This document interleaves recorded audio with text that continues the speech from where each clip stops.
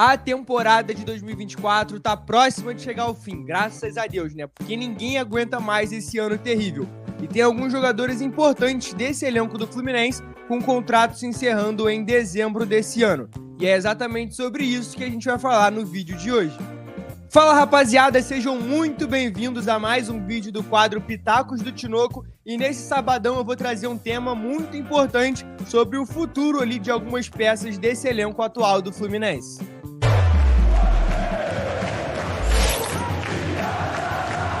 Como eu já disse antes, temos alguns jogadores em fim de contrato. Eles, inclusive, já podem assinar ali um pré-contrato com qualquer equipe do Brasil ou lá de fora. Entre eles, Felipe Melo, Marcelo, Manuel e outros. Eu vou separar esse vídeo aqui por jogador e vou dar a minha opinião se o Fluminense deveria renovar ou não com cada um deles. Mas antes, é claro, eu tenho que te pedir para deixar o like, que é sempre muito importante para mim. Então, sem mais delongas, bora pro vídeo. O Manuel foi um cara muito importante naquele Fluminense de 2022 que chegou na semifinal da Copa do Brasil e que ficou em terceiro no Brasileirão daquele ano. Ele foi um dos destaques do sistema defensivo daquele time. A temporada de 2023 começou com a expectativa que a dupla de zaga da Libertadores fosse Manuel e Nino, mas tudo começou a dar errado depois de uma lesão sofrida pelo zagueiro em fevereiro e depois do caso de doping em junho daquele ano. Manuel voltou a ser relacionado em fevereiro de 2024. Chegou a ser titular em algumas oportunidades, mas nunca conseguiu voltar àquele nível de 2022. Pelo contrário, ele teve várias partidas muito ruins nesse período de tempo. Ele passou a ser um zagueiro muito difícil de se driblar e de se passar. O jogo contra o Cruzeiro recentemente é uma prova disso, mas não para por aí, né? Outras duas atuações ficaram muito marcadas negativamente para o Manuel nesse ano. Primeiro naquele 3-0 contra o Corinthians, né, que aquele garoto Wesley deixou o Manuel e o Felipe Melo no chão e fez um golaço de placa. E também teve aquele gol contra o Bahia, que o Cauli deixou o Manuel tonto no chão e depois acabou fazendo gol ali também, outro golaço pelo Campeonato Brasileiro.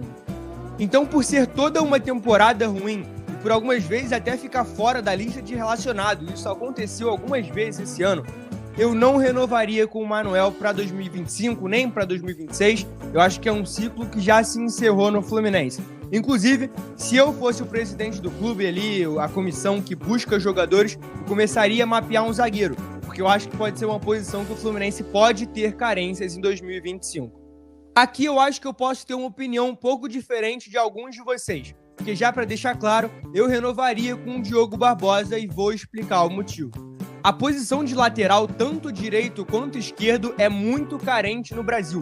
A gente vê até times com investimentos muito altos tendo muita dificuldade em contratar laterais confiáveis ali pro elenco.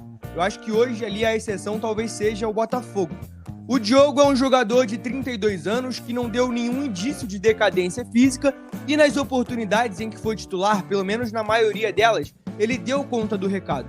É claro que ele também teve algumas atuações muito ruins. O jogo contra o Galo recentemente na volta da Libertadores é um exemplo disso, de uma partida péssima que ele teve, mas eu acho que no geral, numa conta geral, nesse 1 ano e meio que ele tem de Fluminense, ele foi um bom reserva. E é exatamente nesse ponto que eu quero chegar. Eu renovaria com o Diogo, mas não para ser o lateral esquerdo titular do Fluminense pro ano que vem.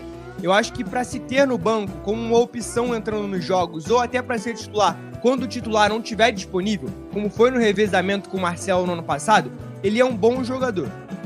Mas você iniciar uma temporada que vai ter um super mundial de clubes no meio do ano, querendo fazer um campeonato brasileiro muito melhor do que foi nesse ano, e também disputar ali uma Sul-Americana, quem sabe, né, tomara quem se classifique, querendo ali o título, eu acho que você ter o Diogo Barbosa como seu titular absoluto é ruim. E é muito por aí que eu penso na justificativa da contratação do Fuentes, já tendo dois laterais esquerdos.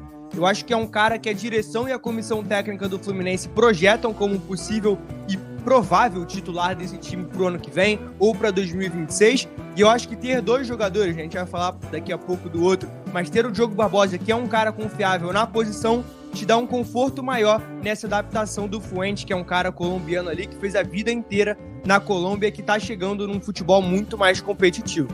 Então, por esses motivos, eu renovaria com o Diogo Barbosa. Ah, Cauã, mas para renovar com o Marquinhos, o Fluminense vai ter que pagar um rio de dinheiro para comprar o jogador. Não necessariamente. Com as atuações do início do ano, eu concordo com isso. Seria muito difícil manter o Marquinhos com o que ele jogou de futebol naqueles primeiros 3, 4 meses de 2024. Mas não foi o que aconteceu, principalmente depois da lesão que ele sofreu. O Marquinhos perdeu muito espaço com o Mano Menezes, isso é claro e a gente não precisa nem discutir. Mas foi um cara que durante parte da temporada, durante o início daquela temporada ali de 2024, ele foi muito bem, contribuindo não só com boas atuações, mas também com gols, assistências e participando muito de jogadas que foram essenciais para o Fluminense se classificar para o mata-mata da Libertadores. Você pode não lembrar, mas em algum momento da temporada a discussão sobre o valor de compra do Marquinhos era bem válida. E tinha muita gente, inclusive, projetando aí uma loucura financeira para segurar o Marquinhos no elenco pro ano que vem. E é aí que tá o pulo do gato. É óbvio que o Fluminense hoje não tem bala na agulha para pagar 50, 60 milhões em só um jogador. Mas uma renovação de empréstimo eu não enxergo como uma coisa tão difícil assim de se conseguir. Então, pelo que o Marquinhos entregou naqueles primeiros 4, 5 meses de temporada, eu tentaria uma prorrogação de empréstimo pelo menos por mais um ano e apostar que o Marquinhos voltaria naquele nível que ele já apresentou, ali com uma pré-temporada, num ambiente muito mais tranquilo para desenvolver o futebol dele. A gente tem que lembrar, a gente está falando de um cara de 20 anos, que ainda é muito jovem. Aqui eu não vou me estender muito, até porque eu acho que vocês também não querem ouvir muito sobre isso. A contratação do Felipe Alves só tem um critério: a paixão que o Diniz tem por um jogador que não se consagrou e que não foi titular absoluto em nenhum time grande na carreira. O Fluminense foi o 8º clube que o ex-treinador e o goleiro atuaram juntos, trabalharam juntos. Então não foi uma contratação ali que o Fluminense estudou pensando num possível substituto para o Fábio ou que fosse um goleiro confiável para ocupar esse posto. Nada disso. O Felipe Alves teve algumas oportunidades no Carioca, mas não se mostrou um goleiro confiável em nenhum momento.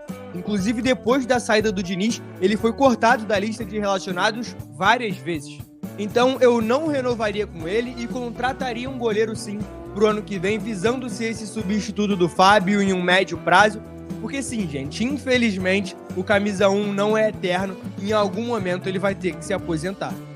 Chegamos provavelmente no nome que mais divide opiniões na torcida, mas eu não vou ficar em cima do muro. Eu renovaria com o Marcelo, mas com algumas ressalvas. A gente está falando de um cara com uma capacidade de mudar um jogo absurda.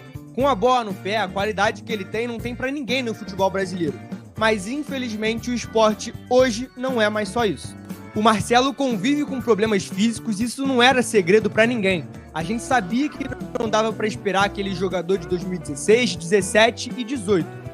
Mas eu acho que isso foi um pouco além. O lateral não apresentou somente lesões, mas ficou fora de forma nitidamente em alguns momentos da temporada passada e dessa também. Dito isso, eu enxergo o Marcelo de forma diferente do Felipe Melo. Primeiro que a questão física no zagueiro é muito mais aparente e atrapalha muito mais. Segundo que o Marcelo é um cara que pode desempenhar mais de uma função com a qualidade que ele tem. Ele é um cara que pode jogar mais à frente e a gente sabe disso. Além disso, para a marca Fluminense, ter o Marcelo no Super Mundial de Clubes é sim muito importante. Então, por esses motivos, eu renovaria com ele por mais uma temporada. Mas a ressalva que eu tinha é que o Marcelo não pode entrar em 2025 sendo o lateral esquerdo titular do Fluminense, e sim sendo uma opção mais versátil e muitas vezes vindo do banco para mudar jogos difíceis. Eu mudei a minha opinião sobre a renovação desse cara em específico, principalmente depois do meio do ano. Eu considero o Felipe Melo uma das peças mais importantes para a mudança de mentalidade do Fluminense enquanto clube de futebol nesses últimos 3 anos.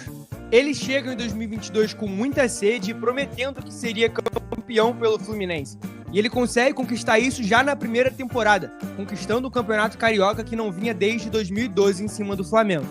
É claro que naquele mesmo ano o Felipe teve muitas dificuldades dentro de campo, principalmente depois da lesão que ele teve. Mas é inegável a volta por cima que ele deu, virando o zagueiro titular da campanha do título da Libertadores de 2023.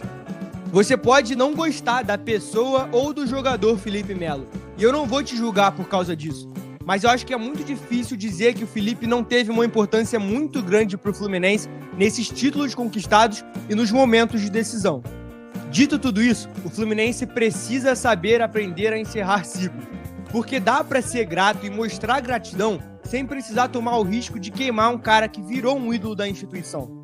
O Felipe disse numa entrevista recente que quer se aposentar no final do ano que vem, e eu acho muito válida essa vontade que ele tem ali de disputar o Super Mundial. Afinal, ele foi um dos caras que o Fluminense colocou nessa posição de disputar um torneio tão grandioso. Mas não dá pra pensar só no que o jogador quer. O 2024 do Felipe Melo é ruim, o segundo semestre é péssimo e os problemas físicos não pararam de aparecer. Hoje, na minha avaliação, é um cara que não consegue mais entregar um nível de competitividade que o calendário do futebol brasileiro e que os adversários exigem. E por isso eu não vejo mais motivos para renovar com o Felipe para 2025. Esses são os 6 jogadores mais relevantes do elenco do Fluminense que tem o contrato acabando no final dessa temporada. E ficou bem dividido. Eu renovaria com 3 e não renovaria com 3 desses atletas. Mas eu quero saber agora de você. Considerando esses 6 caras, essa lista que eu coloquei aqui nesse vídeo, com quem que você renovaria?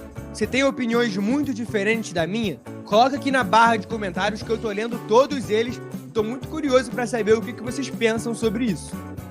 Esse foi o vídeo desse sábado, rapaziada. Não esquece de deixar o like aqui embaixo. Eu sempre falo pra vocês que é muito importante, mas realmente é, cara, é muito importante. Cada like que vocês dão no vídeo, esse vídeo aparece pra mais pessoas ali no painel do YouTube delas quando elas estão navegando pra colocar um vídeo pra assistir. Então deixa o like aqui embaixo que é muito importante pra mim. Valeu? Até o próximo sábado. Tamo junto. Fim de vídeo.